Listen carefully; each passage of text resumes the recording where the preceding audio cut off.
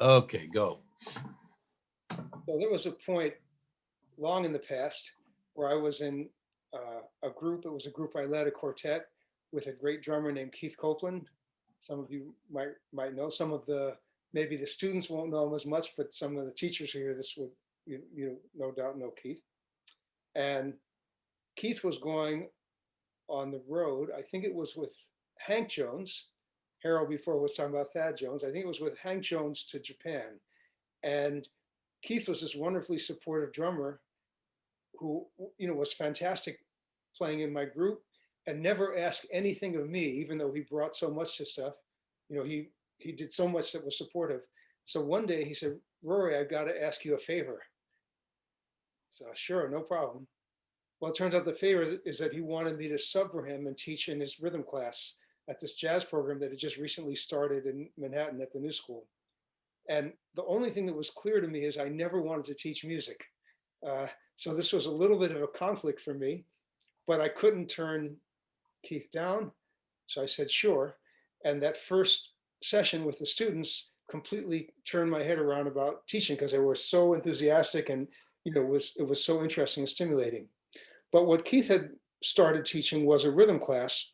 And the New School was very unusual at that time in being a university that had a dedicated curriculum, that was focused on rhythm.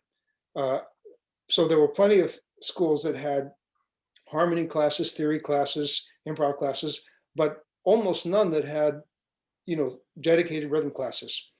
And I quickly discovered that I had to invent my own. All the material I had to invent was my own. And then soon after that, Keith ended up taking a gig in Germany. So then I had to create the whole curriculum because it ended up being a 4-semester sequence, of required rhythm classes. So, uh, so Glenn mentioned the rhythm books. I'll talk about them in a little bit, but partly I want this session, since there's not enough time to go into this tremendous depth about so many subjects, but to be for the teachers here an advertisement for incorporating rhythmic studies more in your teaching, even if you can't create a dedicated rhythm curriculum, and for the students the awareness that whether it's the classes you take in school or private lessons you would take normally, or even the myriad jazz education materials that you find around, that they're very predominantly weighted towards harmony. They're books of patterns, but the patterns are, melodic patterns and harmonic patterns. It's not rhythmic things. And when people do talk about rhythm, they often focus it only on reading and writing rhythm. So in my curriculum, it is a prerequisite. You got to start out learning how to read and write rhythms and get great at that. And that's what the first couple volumes of the book do. That's what the first couple semesters in the program do. But the most interesting thing is the last couple of semesters of the program, or the last 4 volumes of the book, that are completely focused on rhythmic concepts and practices. And this is something that you don't find around so much. So, I want to talk a little bit about that, how you can learn these things, how you can teach these things. Um, I think it's worth keeping in mind, by the way, whether we're teachers or students, the whole context about how we learn to play this music. And it's interesting how it's changed. So some of the folks who are right on the call right now are a generation that was the interesting, I feel like it was the split. So Glenn, for example, you were in a jazz education program. Well, you were in a music program and you actually had jazz classes, right? As an undergrad, no, we just had a band and a combo. We didn't have any improv classes to speak of yet. And that was in the early 70s. Yeah. Sure. And Harold, what did you actually went through music school way back? Uh, and I'm curious, did you go to a music program and did it have any jazz focus? Oh, I think you're muted. Yeah. You're muted, Harold. Okay, so I actually went to the same music school, Youngstown, before Tony Leonardi, when Tony Leonardi was a student. So it was a classical classical program. And Ah. so, but I was doing a lot of jazz. I was studying with a guy named Gene Rush, who ended up with the Oh, University of Memphis. I knew He Gene. knows Gene. Yeah, he just died recently, but he I was a big influence. And so I went to study with him, and he had me transcribing. He was actually in music school at that point too. He was like technically, I think, a year or two ahead of me. But then he left to go to Washington to pursue his career. So there was quite a jazz scene. There was a drummer named Mike Smith who was in school at that time. He ended up in Washington D.C. Amazing drummer. Had the Tony Williams stuff before I remember anyone else. So there was quite a scene happening in Youngstown. And then when Tony Leonardi got there, then it just really bloomed. And then he, once he graduated, got to be part of the faculty. But my main study was classical, but then I was trying to integrate anything I could into my jazz playing. And most of my teachers were pretty understanding that I wasn't going to become a classical artist, that I was utilizing that to help my jazz playing. Sure. And if we had time, I would actually be fascinated to hear all the people who are on the call right now, to answer the question. But I know I'm limited time. I'm going to charge ahead. But the reason I mentioned that is, if you go back to an older generation than none of us, if you're talking about, the Dexter Gordons or Ben Websters, or, if you look, I mean, if they had resumes, which I don't imagine they ever created, it wouldn't have their degrees in jazz music. I mean, in jazz education, they learn this stuff a lot more in other ways on the bandstand and so forth. So I feel like I'm sort of, that similar generation right on the cusp, because I actually didn't learn things in school programs. At the time, I remember I knew a little bit about Berkeley, and I knew a little bit about North Texas State, and I wasn't that interested in the North Texas State focus musically. And with Berkeley, I had a very unfair, biased impression, because I was playing in Colorado, and this people who went to Berkeley and came back to Colorado were often really sad musicians. And I thought, man, I don't want to go any place that turns out people like that. Of course, little did I realize there were also some other great musicians from Berkeley who were going to New York City and going on tours with great bands. So anyway, I didn't go through the jazz education route. And there are a lot of advantages for students today, because there are all of these jazz programs, which there weren't so much back in those days. There are all of these jazz materials, books you can get, YouTube, so there's all this stuff. But there are also some downsides to that. So for example, mostly the stuff I learned playing the bandstand with great musicians, it's very hard to get gigs. I played like on the Chitlin circuit at one point, I played with Brother Jack McDuff, so a lot of these opportunities to play with folks are tougher for young students today, to get with older, more experienced musicians. Or I have to say, I learned some things playing with my peers. Like I was an early M-bass group with Steve Coleman. He was the leader, and Cassandra Wilson and Jerry Allen. So these people were contemporaries of mine, but we were all sort of learning by doing it, doing all of these rehearsals and trying out new things. And a lot of times I find that students today have advantages with all the materials and all the educational things that are fed to them, but they sort of don't have some of the advantages that you have from all the experiences that the people that I know are on this call have had a lot playing with all the great bands and band leaders that you all have had. So just thinking about how you can teach this stuff and some of the things that people are missing. So one thing I feel that people miss a lot, if they're too into the conventional way of learning things through jazz education, is it's kind of a mentality where you've got all of these play along recordings and you're thinking about harmony a lot, and you're improvising along with play along recordings. Of course, the play along recordings don't react to you. And so as a student, you get into this thing where, well, the rhythms, if you're a horn player or a guitar or something, you get in this thing where, well, the rhythm section is just this background thing that happens behind me that plays a cycle, and then I improvise over that. Well, of course, in real music, it's a lot different than that. So I want to give you an example of an exercise I would do like the very first moment I see my students in one of the classes. Before I talk about anything, I would start clapping and singing parts. And this is a particularly weird thing to try to do over Zoom, where we can't all actually hear each other.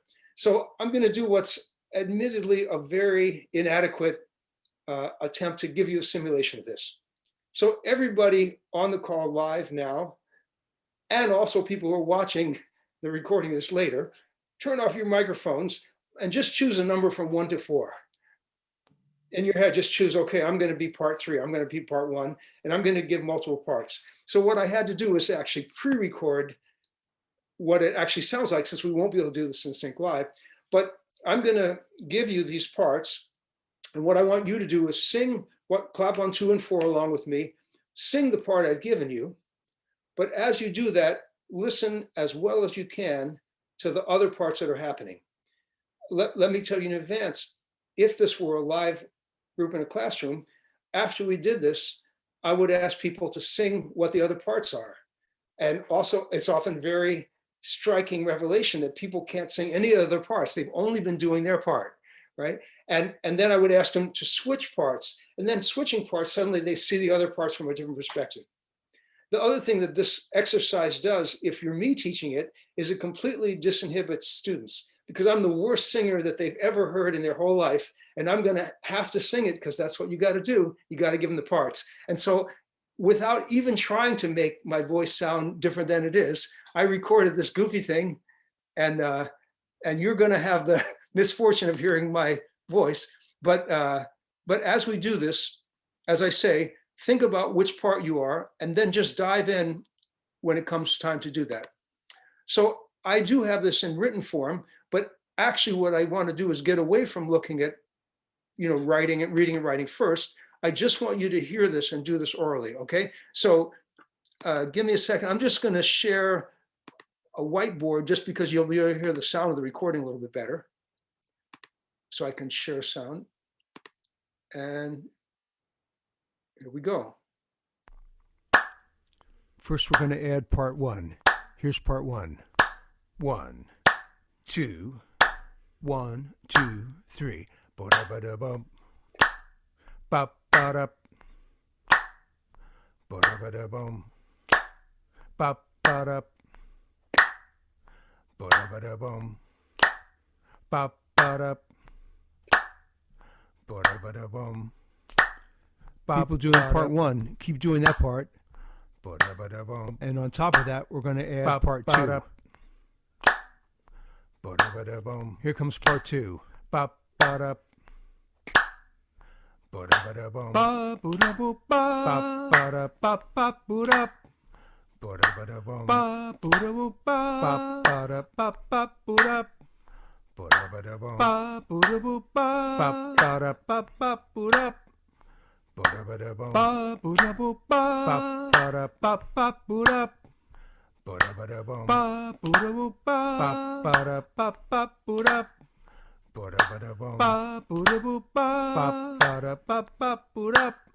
Everybody doing part 1, keep doing it.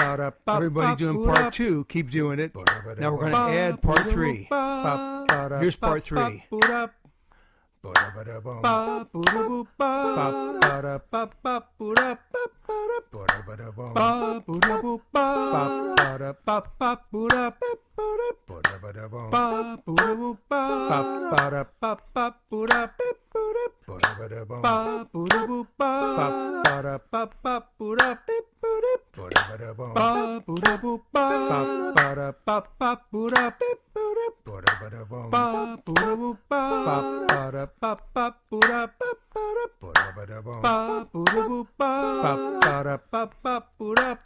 Everybody doing those parts, keep doing them. Now we're going to add part 4. Here's part 4.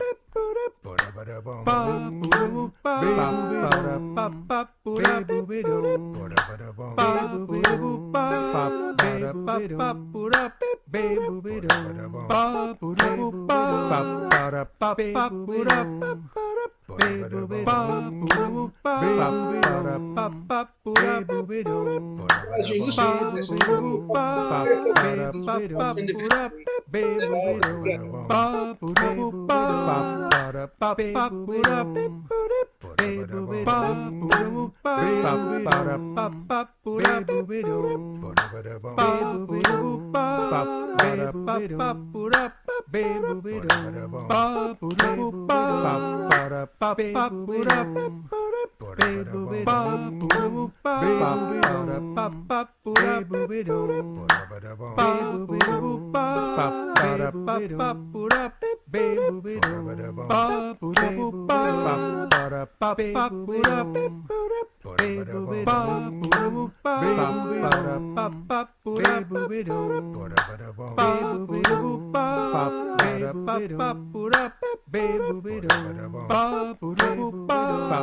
I'll get the idea.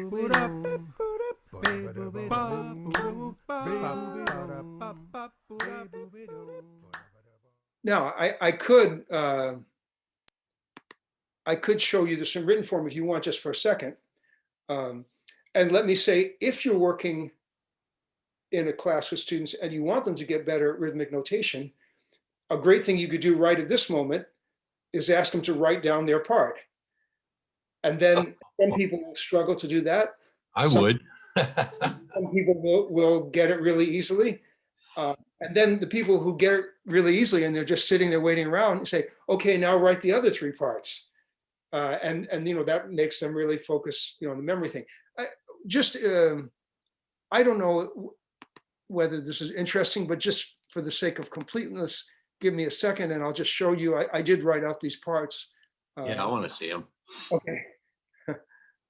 This isn't the first thing this wouldn't be a good exercise to give to students who haven't worked on 16th notes yet.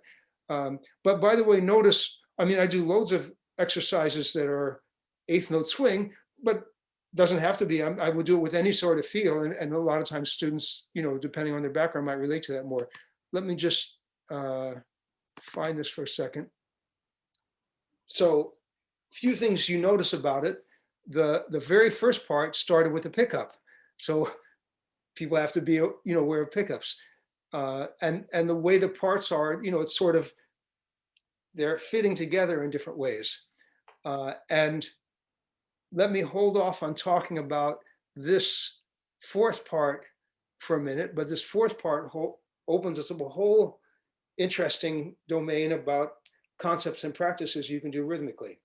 But maybe let me just talk a little bit more about things that you can get from an exercise like this. So the first thing is, I want to say to any students who are watching this, it's great if you're in my class, but you don't need a teacher for this.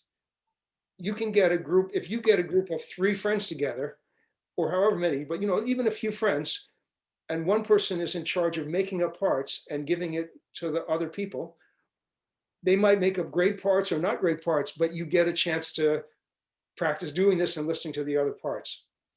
For the teachers, let me say, this is my 29th year teaching classes at that school. Wow, it's a long time.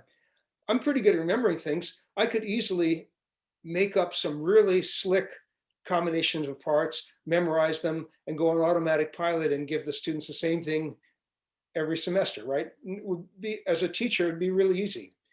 And I intentionally don't do that. So every time I do this, I make up something I've never made up before. And I feel like this is partly in the spirit of the music. We want to have this kind of improvisatory, go for it attitude. So what that means is sometimes I make up something that's, wow, that's great. This is so rocking, I wish I would remember it, but it's okay. I'll think of another one another time. Once in a while I make one, I'm like, man, that's sad. That doesn't really groove very well at all. But I tell the students, check out how it feels, because there's a whole area about rhythm studies that's all about groove that turns out it's surprisingly problematic to speak about it. You guys probably know all these quotes about, what is it?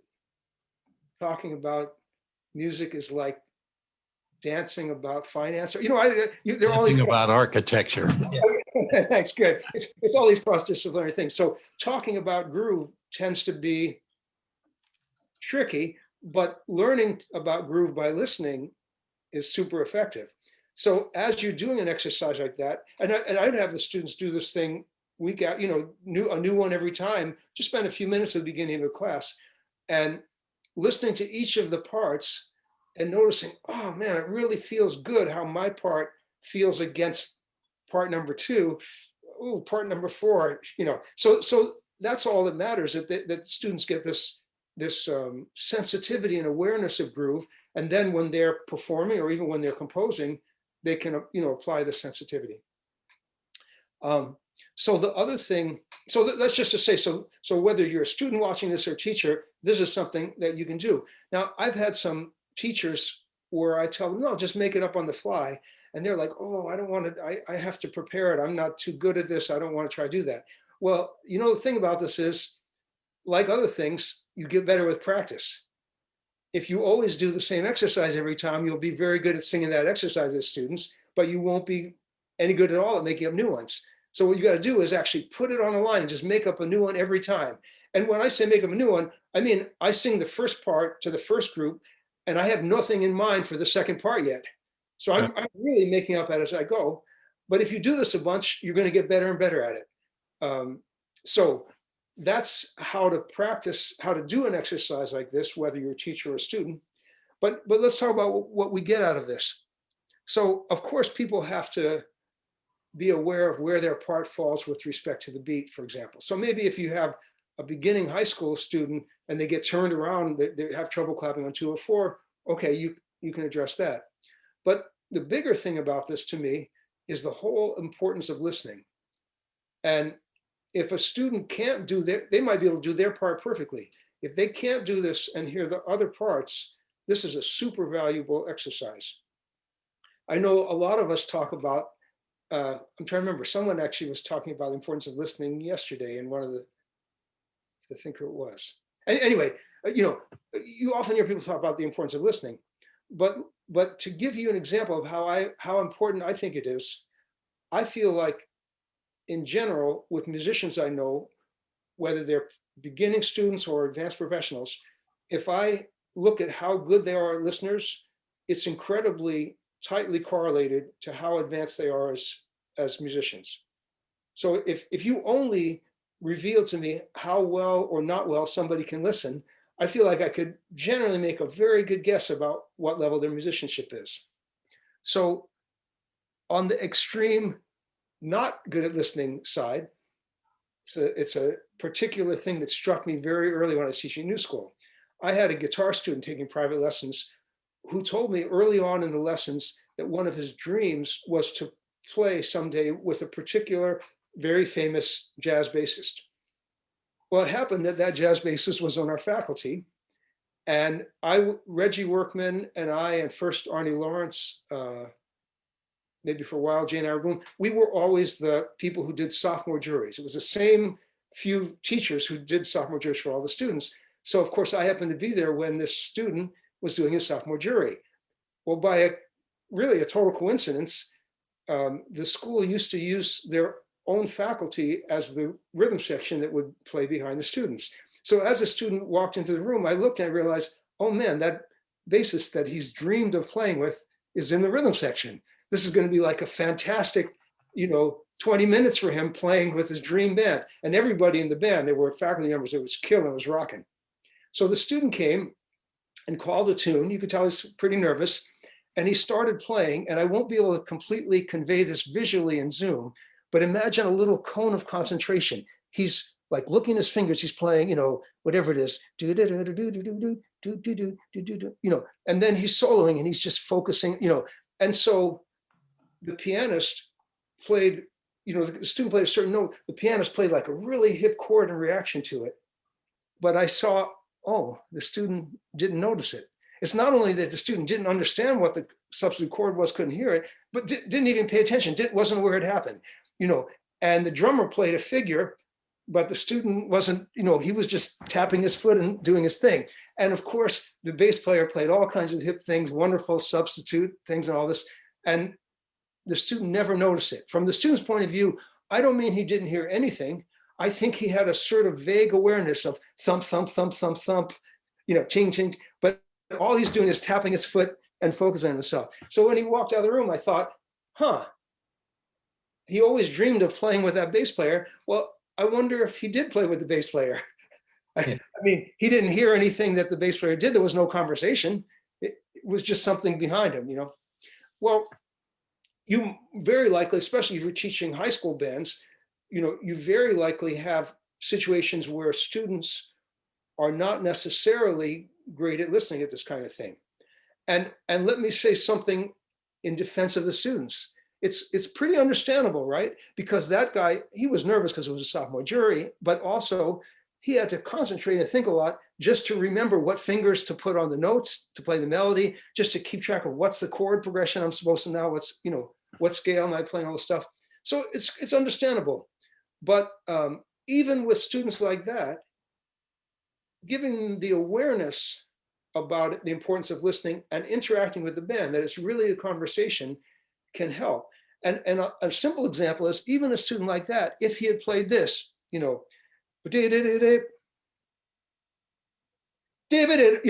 words, just play a phrase, shut up for a second. If you're not able to listen to the rhythm section, great, as you're playing, leave spaces. Of course, what will happen is maybe the drummer plays something back. Well, good, use that, play something simple that's reacting to that. Because for any students who are listening who aren't aware of this,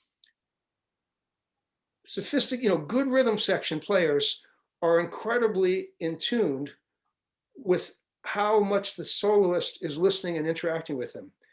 As a rhythm section player, if you have somebody who's just playing their thing and not paying attention to you, I know rhythm section players within a minute already realize what that is. And then they're looking at each other and doing cool things together and just letting the person do their thing. And, but if the soloist is listening and interacts with you a little bit, hey, this is going to be fun. We're having a conversation. I remember Grady Tate did a session at our school for any students who've never listened to Ahmad Jamal. Go and listen to some Ahmad Jamal recordings if you want to hear about interactive rhythm sections. And Grady Tate's played with everybody, and someone asked Grady, what was it like playing with Oliver Nelson? What was it like playing with Wes Montgomery? And Grady Tate had played with all these great musicians and also was incredibly, he had been trained to be a Shakespearean actor. He told us he was incredibly articulate and amazingly good at imitating the people he was talking about. So when somebody asked that, Grady walked to the piano and he said, the very first tune I played with Ahmad Jamal, right after we played the head, Ahmad Jamal played, and then he showed us the piano, something like, it's arpeggio, and then took his hands off the piano and looked with a big smile at Grady.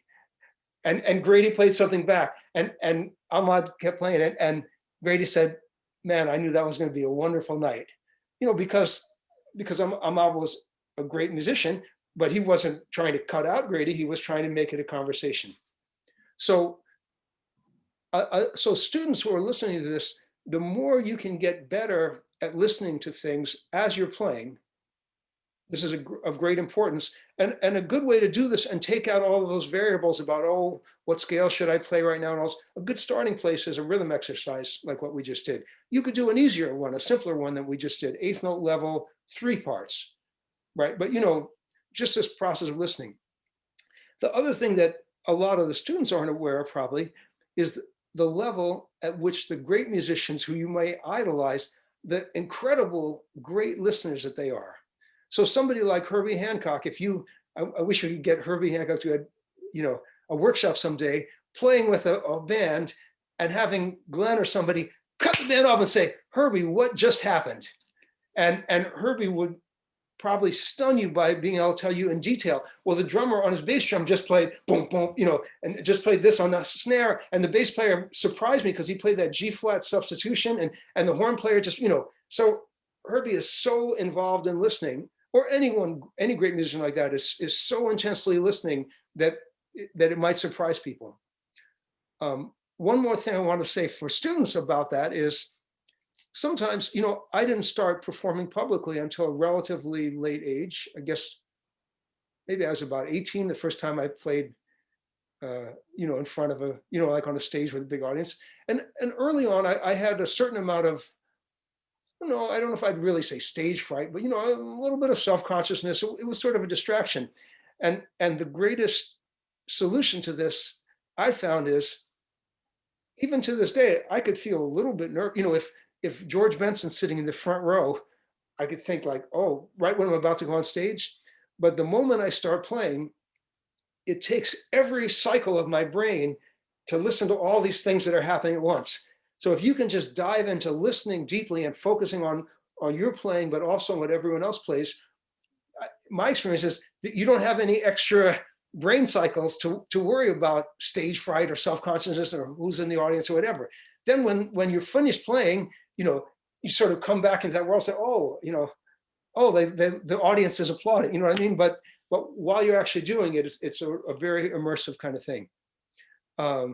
So this kind of listening that you can work on, for example, through that exercise, lets you play together with people better, lets you interact with them musically better, gets you more sensitized to groove, and as I said, you can practice a lot. I know there aren't too many people on. I could stop for a second if there are any questions about these kind of exercises. Okay, no, I'll dive ahead. By the way, if any teachers are interested, there's actually an academic online journal where I did an article about this, where I'm talking in more detail about how to create them and so forth. Different things that when you're making them up, different things that make them more effective and less effective. But for students, you won't care about that. You just do them. Don't worry about it too much. Hey, Rory. Yes. I've done a couple things kind of similar to what you're talking about. Maybe not exactly like that, but have you ever, with an ensemble, be that a small band or a larger band, have you ever done something along the lines of like a riff chart, a head chart with because you can do it with like three horns and rhythm, or you can do it with a big band like the Basie band did it, and like just like assign some rhythms and then teach them everything, because this is something I did and it might help other people.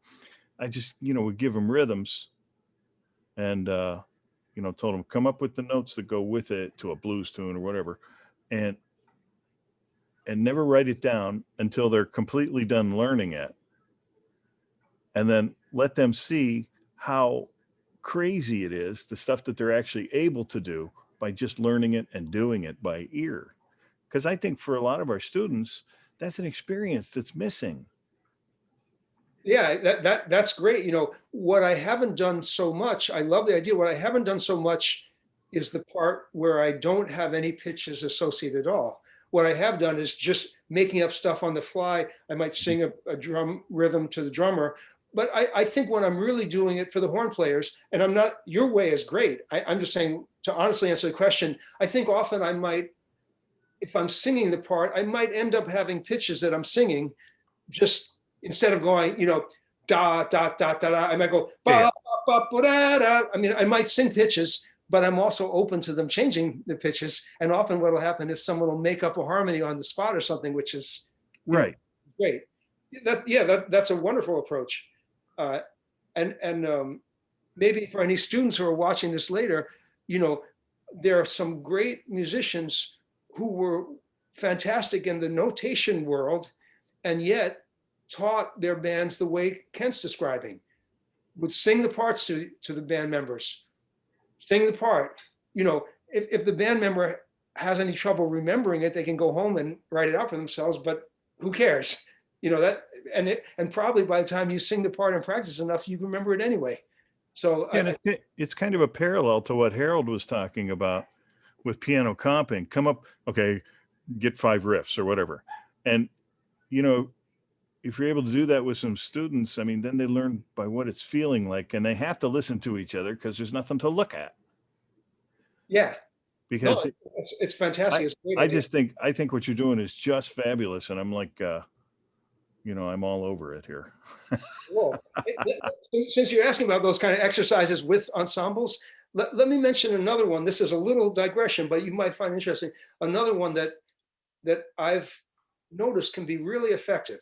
So, like, let's say it's 3 or 4 people in a rhythm section, maybe 1 or 2 horn players, and I'm trying to get, let's say, in a guitar player. I'll use guitar. I can make fun of guitar players because I'm a guitar player. So you've got one of these guitar players who's playing, it's never taking a breath, right? So I'll say, okay, we're going to do a little exercise. Guitarist, while you're playing a solo, the purpose of this exercise is I want you to play something, let the drummer respond to you, and you respond to what the drummer played. Well, it's amazing how often I've seen the situation where the guitar player, they're doing the normal thing. I said, well, wait a second, stop. Did you give the drummer any chance to respond? And they were like, yeah, I think so, right? I said, okay, hang on. All you other students who aren't in the bandstand right now, listen to the solo as we're doing this exercise. As soon as you hear a break in the guitar playing that would give a chance for the drummer to respond, I want you to all scream out, oh yeah! Well, then the guitarist plays 2 choruses and nobody said, oh yeah. Sometimes go, oh, and then the guitar starts again. I said, okay, this is simple. You don't have to show us everything you know. You got to get the people in the room to scream, oh yeah, when you leave a break. So then finally you get to this point where, and then once you got you can of course do this with all kinds of combinations. By the way, you could also do a version of this that incorporates harmony. Like, soloist, I want you to play an unexpected note and leave a space for the pianist to play something in reaction to that, and listen to what the pianist played and play something to respond to the pianist chord. So you could do this in the world of harmony too. Of course, it would still have a rhythmic element. You still have to play a phrase, leave a space, and and respond. So yeah, it's great doing on the fly exercises like that. But let me say, one of the funny things about teaching rhythm classes, and especially having students where they're swamped by so many classes that they're trying to find time in a practice room to get to all the things, is that in addition to those things on the bandstand, which are fantastic exercises, I'm trying to figure out ways to give them things that they can do when they're walking down the street, when they're waiting for the subway to arrive at the station. So I've got all kinds of things where when you're walking, do this tap and sing this rhythm. I mean, and by the way, exercises to physicalize, I don't know if that's really a word, to make rhythms more physical. It's not just the cerebral thing in your head. There's a professor in Denmark. I was in touch with him, who studied a particular dance style in South Africa, where people are, like knees up and clapping, doing all kinds of physical things. And he's even started incorporating that stuff in his classes, I've heard. So different ways to make it physical is great as well. So just for a second, let's step back and see the big picture here, in terms of, if you're a teacher wanting to teach rhythm stuff to students, but also if you're a student watching this and you're thinking, well, I don't really have rhythm classes in my school, how am I going to learn this stuff? Well, one question is, what are you going to learn? Now, Glenn will excuse me for a brief moment of touting my books, because the thing I discovered is after I taught this, class for a while and developed this whole curriculum, gradually there were some other places around the world that started offering, classes focused on rhythm, and I ended up getting to know these people. So there's, well, I won't go through a whole list. There's this place in Finland that does it. There's a place in Sao Paulo, Brazil. That, there are places that have rhythm classes, and even now, Manhattan School of Music, my friend John Riley, who used to teach the rhythm class with me at New School, teaches it at Manhattan. They've got rhythm classes at NYU. So even around New York, there's some other places that have. My friend David Gilmore teaches this stuff at Berkeley. So the problem is, every single one of these teachers ends up having to reinvent the wheel, because there's a jillion great books on harmony and a jillion great books on melodic patterns, Slanimsky, I mean, all this kind of stuff. But when it comes to rhythm, they're creating their own.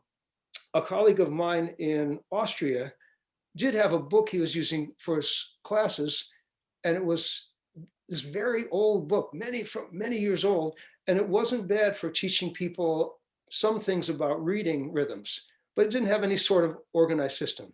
So just quickly, indulge me in just showing you, not because I think you're all going to buy my rhythm books, I just want to at least show you so you have an idea about how I laid out sort of the content to tackle. So give me a second, I'll just share this page. The easy way to remember this is just type in therhythmbooks.com, and that redirects you to this page, which is actually Rory Rhythm Books. But even if you forget who I am, just do therhythmbooks.com. So it's a 6-volume set. The first 2 were published by Hal Leonard.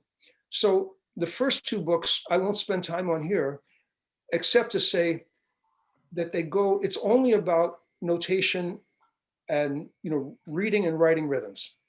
And as I point out to students, and this is important to say, could you be a fantastic musician and not be able to read or write a rhythm at all? Definitely. Wes Montgomery, killing. There are people like that. But let me at least say that in New York City in 2000, well, I won't say 2021 because it's still pandemic, but in 21st century New York City, a typical gig I play, whether it's as a leader or a side person, has got a lot of original music. If it's my gig, it's got a lot of rhythmically challenging, tricky, original music. And there's one rehearsal. I could send things to people in advance, like this group I had with Matt Penman and Ari Honig and Mark Shim. We had one rehearsal to do all stuff that they had never played before. And I did send the things in advance. By the way, I remember Mark Shim impressed me because he was the saxophonist in Elvin Jones's last group. And when he got that, I found out he was in Boston playing with Elvin for a week. So I was thinking, oh man, this guy's never even going to look at the stuff I sent him. Not because I know him, just because I know there are musicians who are in high profile gigs where that's the attitude. But man, this guy came to the one rehearsal. He knew the stuff better than I did. I mean, he had shedded it, every day, I think, while he was playing with Elvin at night. So the problem is you could be a great musician without being able to read and write rhythms or read and write music, but it's going to be an unnecessary obstacle, right? It means if you want to have your own band where you're playing interesting original stuff, not just standards, you're going to have to only do the process where you're singing the parts to the other musicians. That's cool, but sometimes, imagine you doing this with a 10-piece ensemble, you get through one tune in the rehearsal. So just for efficiency's sake, being good at writing the stuff is important. And there are gigs I definitely wouldn't have had if I hadn't been able to just read the stuff that people gave me. So it's not necessary to be good at reading, writing rhythms to be a great musician. But if you're a student watching this, why not? Why set an obstacle for yourself? So in general, if you look at why people aren't good at reading, writing rhythms, well, let me say it differently. Why they're not great at reading and writing music, it's usually because of the rhythms, right? I mean, when you start out, I remember the point where I would look at a bass clef staff and I'm counting lines and saying, oh, I see that's an E flat, right? But it doesn't take too long to get over that. And Harold, you're an incredible musician, and you were saying, well, you're not a spectacular sight reader, but I bet you don't have a problem if you look at a measure, identifying what the notes are, right? It's mostly doing it all quickly enough and doing the rhythms, I would think, right? It's really a matter of being comfortable with it, knowing the context. I just described it as, because people asked me about Chet Baker, and I said he was reluctant he could read, but he was reluctant to make the ear blind sight reading plunge. Right. And that's kind of the way I feel.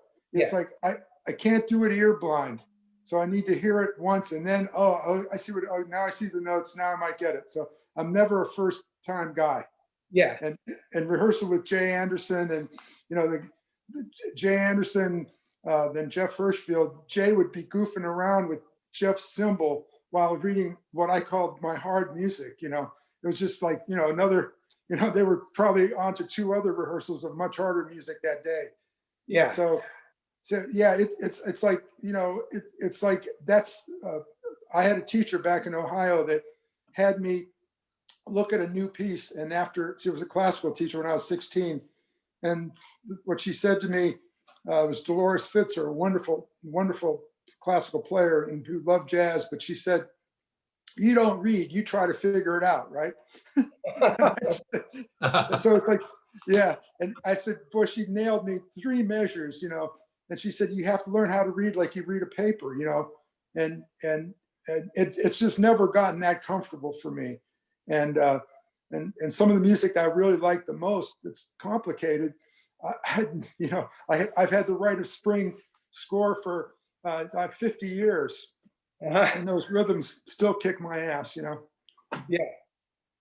Yeah. So it's great. And by the way, what you said made me think to mention, you know, when we look at the advantages and disadvantages of different approaches, anybody who's watching this who's a great sight reader, let me give the flip side to this. Sometimes people are so good at sight reading that they don't actually absorb the real music. And I've had friends that they're a bass player friend who's reading a chart on the music stand 2 years later when he had a 5 night a week gig. Like, you know, he never learned it. And there's a lot of value to really hearing it in your head, really internalizing it. So the reading is just, and writing is just a tool for sure. And by the way, anyone watching this, you should have no doubt if Harold comes up with an incredible tune in his head, he can write it all out beautifully and give everybody charts that are cool. So this is only a question about being super fast at it and be able to, you know, absorb the stuff on the page the very first time.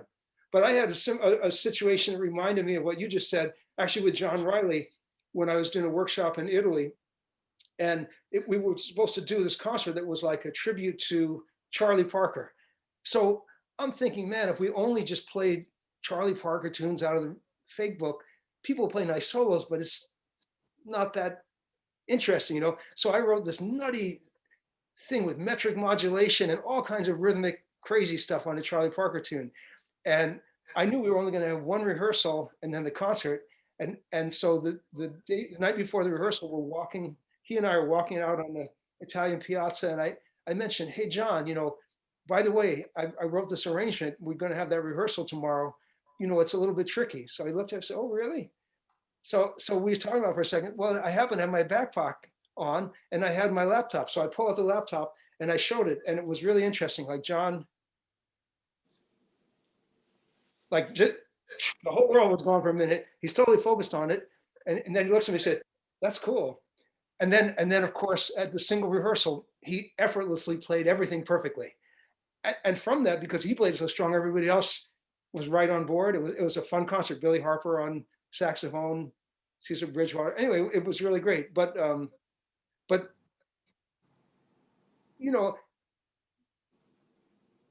I would say for a student now, there's no downside as long as you incorporate all the kind of thing Harold's talking about, the thing about really hearing it in your head and absorbing it. It doesn't hurt to be good with reading and writing the rhythms.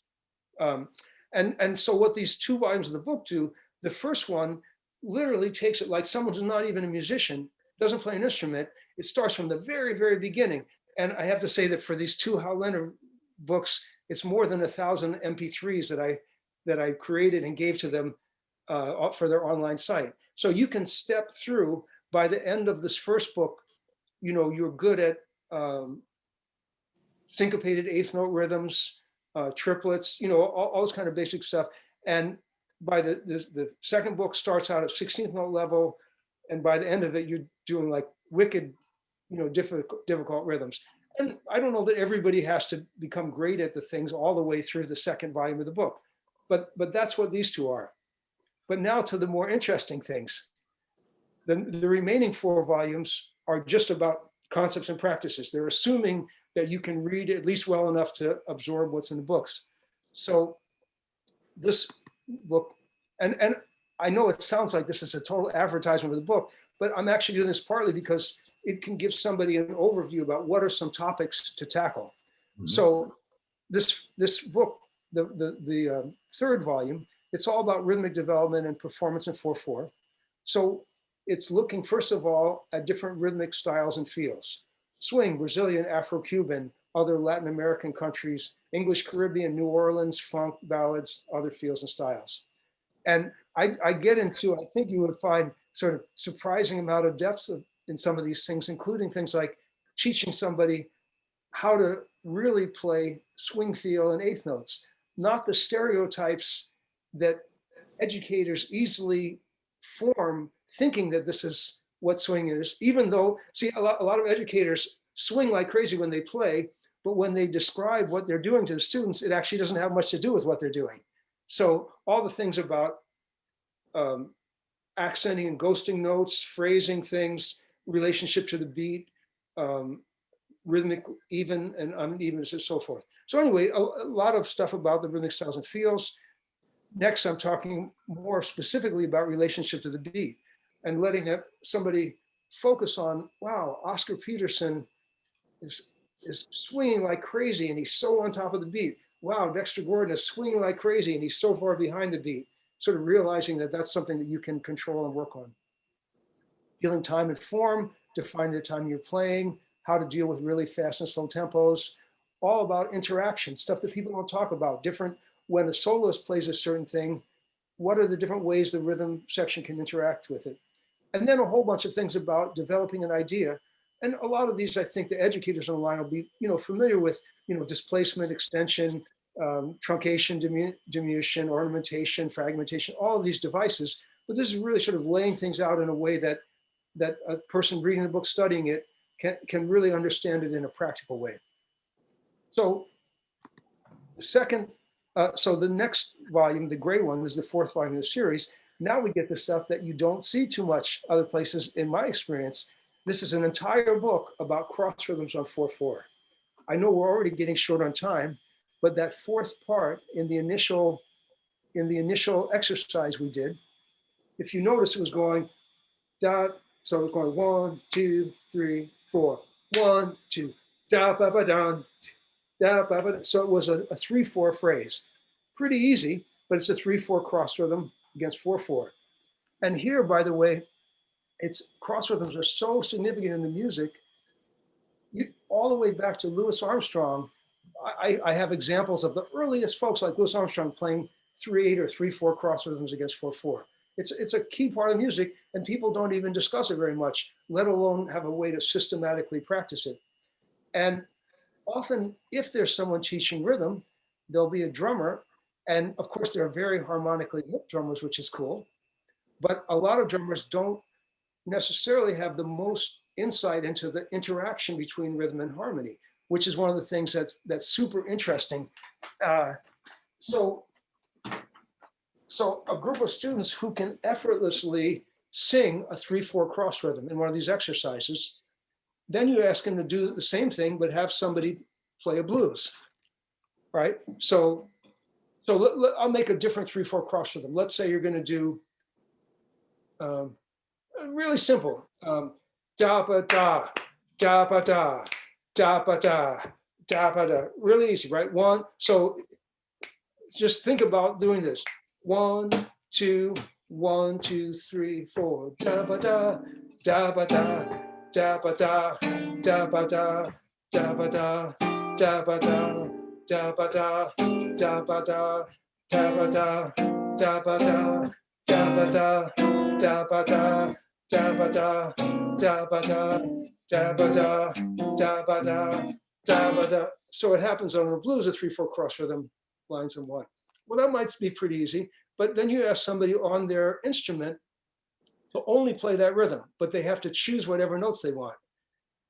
It's interesting that separates different levels of players because there are some students who can play the rhythm, but they lose track of when you've gone to the 4 chord. So if you're playing a blues in F, you get to the B flat chord and they're playing A naturals because they're so absorbed in just trying to play that phrase. Well, I won't go through the whole process here, but you can quickly get to where, progressively, but eventually you get to where you're going, 1, 2, 1, 2, 3, 4, dabba da, dabba da, dabba da, dabba da, dabba da, dabba da, dabba da, dabba da, dabba da, dabba da. I don't know if you're hearing the guitar well enough. I'm playing giant steps. Dabba da, dabba da, dabba da, dabba da, dabba da, dabba da, dabba da, dabba da, dabba da. Right. So that's tricky even for experienced expert musicians if they haven't practiced that. Of course, that's only a simple cross rhythm. We quickly get into 5/8, 7/8, 11/8, 13/8, and so forth. So this is just like harmony. It's something you can practice in a systematic way. It's just that people often haven't because there aren't classes and education material around like that. Glenn, I know you're going to cut me off in a second just to talk about the other 2 volumes quickly. No, you got time. Okay, the 5th volume is an entire book devoted to odd and changing meters. And I often notice this interesting phenomenon where teachers who are wonderful older musicians who are super great at swinging and stuff, but they're not very comfortable playing, let's say, in 7/4. So they'll bemoan the fact that their students play all these things in 7/4, but they can't play swinging 8th notes in 4/4. And by the way, I think that is a problem that you can address. Get them great at playing swinging 8th notes in 4/4. But that doesn't mean there's anything wrong with playing in 7/4. They should be great at playing in all these different meters if they're going to be 21st century musicians. And I'm talking about composite meters, fractional meters, changing meters, multiple simultaneous meters, expanding and contracting parts. This gets into very unusual advanced stuff, but it's also got a very progressive system starting from just basically learning an odd meter. And this also has lots of examples of cross rhythms against odd meters. It's interesting, even great musicians that you hear play cross rhythms when they're playing in 4/4, often they're not playing cross rhythms when they're in an odd meter because they're not quite comfortable enough. Let me say these books are filled with examples that you can hear in many different styles of music. And Herbie Hancock, in researching his books, Herbie Hancock impressed me some of the things that he does rhythmically. Everyone thinks about Herbie's incredible touch and harmony, but there are some recordings where Herbie does stuff that you can't find too many other people who are doing rhythmically. So just as an example. Anyway, just to talk about one more of the books quickly. This last one, this is the really super advanced topics: rhythmic superimposition and subdivision, metric modulation, field modulation, and displacement. So whether you do it through these books or not, these are worthy topics to study rhythmically. So that means, first of all, can your students play 2 in the time of 3 or 3 in the time of 4? Getting them being able to sing and clap this stuff even before they worry about doing it on their instruments is super valuable. But also, can they do 1, 2, 3, 4, 5, dop, dop, dop, dop, dop, dop, dop, dop. Can they do 4 in the time of 5? Can they do 3 in the time of 7? All of these sort of things. And so I made some effort not only to give people fish, but to teach them how to fish. That is to teach them wow, this is a crazy rhythmic superimposition. How do I subdivide this? How do I practice this? And then all of the sort of things about metric modulation, field modulation, where the rhythm section suddenly makes it sound like the dotted quarter notes or the pulse, and the soloist is still playing over the regular form. Field displacement, a whole bunch of advanced things. I ended up with some South Indian things, etc. So again, these last 4 volumes, these on my website, there are more than 1,000 MP3s of exercises and examples for all this. But also the books, and this is one of the things that was fun about writing the books, is that I could give more examples of everything. I don't mean just my exercises, recorded examples that you can find. I could give more examples in a book, in a 300-page book, than I would ever have time to do in a class. And so that meant everything from Japanese pop music to African traditional music to South Indian, murdangam solos to, you know, some Hermeto, Pascal, Brazilian thing, you know, finding examples, you know, some hard rock things, some heavy metal thing, some amazing Conlan Nancaro classical thing for player piano, you know, sort of a whole range of examples. And I think that listening to how other people have made use of this rhythmically interesting material, you know, it is definitely a stimulating way to do. You can hear a stimulating thing to do. You can hear other people do things and then think, wow, and then, you know, take it from there. So if I had more time, what I would be tempted to do is to try to go into one particular thing, like cross rhythms as an example, in more depth. But I think we're pretty short on time. And I wanted to mention one thing that I think is really important that I haven't mentioned, and this is for students who are listening to this as well as teachers. We don't have to keep sharing the screen. The rhythmbooks.com gets you there. Of course, I love it if you buy the books, but I'll be your friend even if you don't, it's okay. And also don't hesitate to contact me with things. Let me just put it's just Rory at rorystuart.com. It's my email address. So I put it in the chat. I love to talk with people about this stuff. Get, you know, if you have a great example of something you found, send it my way, and I'd be happy to do the same. But anyway, I was doing a workshop in Switzerland one time, and I got there the night before, and the place I was staying happened to have a bunch of the students in.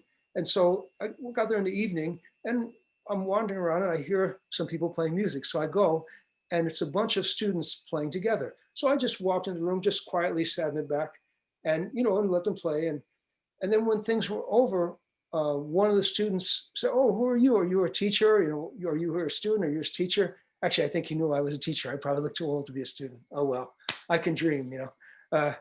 But anyway, and he said, "Oh, you know, can you say anything about what we were playing?"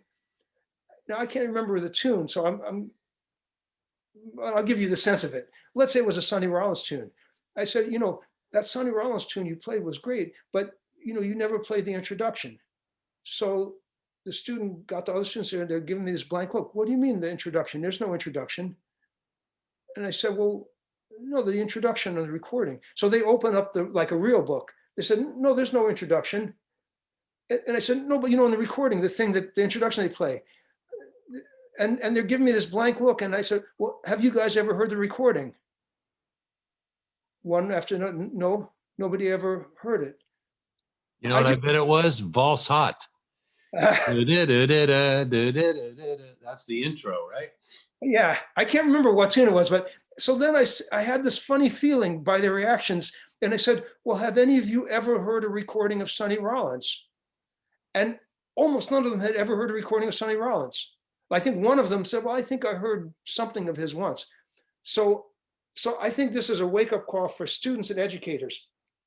If you think that these real books, so-called, are the Bible, and all you have to do is memorize what the Bible says and you're going to heaven as a jazz performer, nope, got to think twice. So every great musician you run into, including my fellow musicians who are on this call, has listened a lot, has played a lot, but has also listened a lot to all of this great music. So if you're a student and you're playing something by some guy whose name you're trying to, you know, pronounce, and you know, who's that Keith Jarrett, whatever it is, you ought to go and listen to recordings by the person. The library is the recordings. That's the real stuff, is the recordings, and the live performances. If you get a chance to hear people, that's the real stuff. Yeah. The stuff that someone wrote in a fake book, that's like a little crutch, a little tool to help you. It's fine. But I have to say, even the rhythmic stuff I learned, there's an amazing amount that I learned from listening. And I mean specifically different styles. So if I'm, you know, if you want to get better at Brazilian music, it's not enough to buy some book about here's how to play Brazilian music. You got to listen to Elis Regina, Airto Moreira, João Gilberto, Edu Lobo, Milton Nascimento. You got to listen to all these people. And I could go on about all the different styles. The same thing with Afro-Cuban, funk, all these styles. You got to really listen deeply to the people who did it. So I think as teachers, we also have to remember, don't forget about people actually hearing it. Even if we get great educational materials, that's why in my books, I have loads of places where I'm pointing people to, specific recordings they can hear. Yeah. And with YouTube now, it's actually easy to find, okay, Yeah. we're going to do a stupid tune like Blue Bossa. Okay, listen to 6 versions of Blue Bossa before next Exactly. week. And you can find them, and you don't have to own all the records like we had to do, but Yeah. but yeah, you're right. There's very little done. Who else has a question for Rory in a few minutes here? Anybody? Rhythm question? Rhythm is our business. So any people who are watching this after the fact, Rory at Rory Stuart, RoryStuart.com. Love to hear from you. Of course, besides trying to get you to buy my rhythm books, I could try to get you to do Skype lessons with me. All that's fine. But really what I want to do, because I figure most people are watching this, I hope some of you buy the book, but I'm not expecting everyone's going to do Skype lessons with me. But I hope this at least points you to this idea that, rhythm is actually something that we could teach and actually something that we could study. Because even that sort of, it's not just something that happens to be on the side when you're talking about how to play, Lydian flat 5, Lydian flat 7 scale, whatever, Right. it's not just a little addendum. As when I started playing with Glenn, Glenn and I did we did a duo recording and did a bunch of touring as a duet.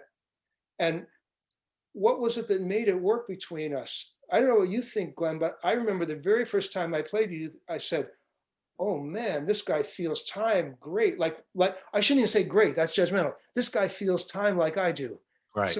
So there were all these things that we could do, and it's like we didn't have to struggle. It just felt super comfortable. Years later, by the way, I saw a saxophone player and a guitarist who were at a university level teachers, they've had books out, they're very acclaimed, right? And they played a duo gig and they had all this complex stuff, but I realized, like, man, they can't feel time together at all. It constantly feels like it's going to disintegrate. So all this to say is, there are some people who have noticeable gaps in their playing, but if they're great, if they have great rhythmic feel, great ability to listen and play with people rhythmically, it's pretty fun to play with them. There aren't too many. I would challenge people to think about any musicians they love, famous, great musicians where you think, well, so-and-so was great, so-and-so, but terrible time, terrible rhythmic feel. You don't really find it much. So rhythm is, as I guess I'm preaching to the choir, but rhythm is important, and hope some of you get some good chance to work on it. Yeah. Thanks, Rory. Thank you, Glenn. Appreciate Thanks, Rory. it. We got a few more minutes if anybody on here wants to ask a question.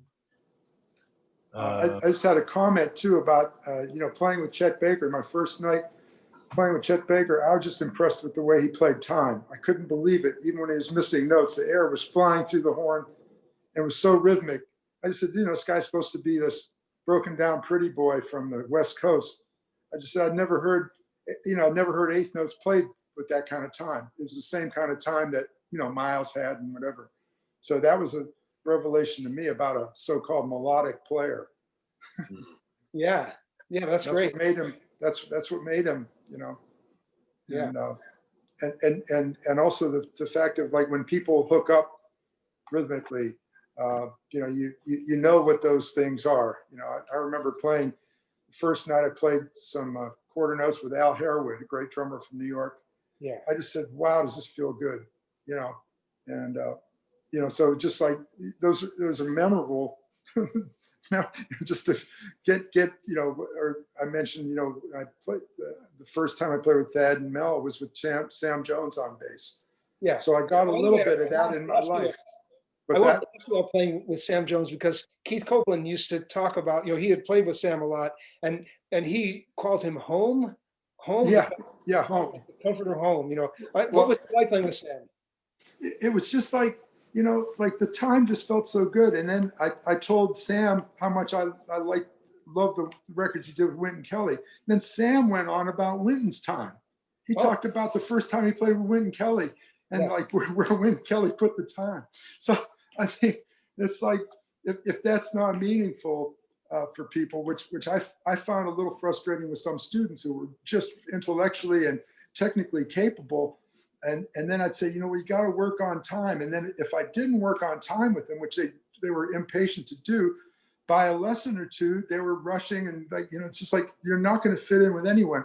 Listen, I'd point to Herbie Hancock if you want modern people, but if not, go back to somebody like Lester, or, any of those, Louis Armstrong, anything, or just listen to where, like you said, somebody can be ahead of the beat or whatever, behind, but still be in there. So, and it just, and then there would be a registering a blank, like, okay, what are you going to teach me now? What are you going to teach us? Like, time out. So anyway, I'm retired now. So I'm just like, I loaf all the time and just think about this stuff. Yeah. Hey, so when you talk about the first time you ever, this is only for like any student who's watching this later, when you talk about the first time you played with Al Harewood, around what year would that have been? Oh, it had to be in the late 70s, had to be, early 80s.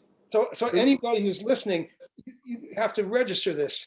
So Harold Danko has a vivid remembrance of the first time he played with someone more than 40 years ago because the time feel was so good. That's how important this is, right? It made me so happy.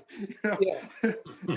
I remember, like I just said, as much as I wanted to learn about time or about, playing content, I heard Richard T on some records, the stuff that Richard T and Steve Gadd did, I think in the 70s. I just said, if I could just play that like Richard T, and then Jerry Mulligan, of all people, talked about Richard T being on a record of his. There was a little Jerry Mulligan rock tune that we could never get a feel on. And he said, well, Richard T, is on the record, like, so, I mean, everyone's, okay, get a little bit of that into, it's very, very important. I think all the great musicians were aware of that. Yeah, and by the way, let me say, even for students where that level that he was talking about looks like a distant goal, even with students like I remember, and this is a lot of years ago too. I remember a class that I was teaching. It had 4 drummers in it. It was the first time we were playing in class, and I'm actually playing guitar along with him, right? And the first 3 drummers played, and it's fine. I'm in this role as a teacher, and I'm laying stuff down and trying to make everything happen. And then the 4th drummer sat down at the kit, and it was like, oh my! And he didn't even play anything fancy. He's just playing like no.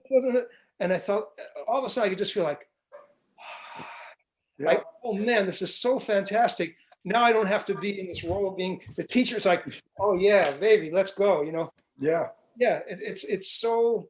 It makes such a difference. It's such a, and I've had a bunch of people, as Glenn mentioned, who've gone on to become very famous musicians, and most of them, well, all of them by the end had fantastic time.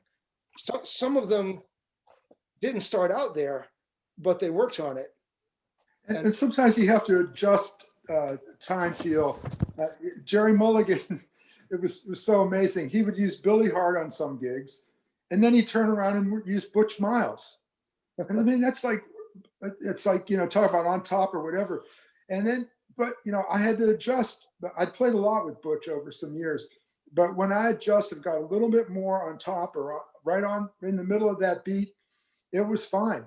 And Mulligan loved that swing feel, but then he loved it when Billy Hart would come and then open the stuff up, Yeah. So, but so you do have to make certain adjustments. I find that with bass players sometimes. So, but if you don't know where it is, you don't know how to adjust.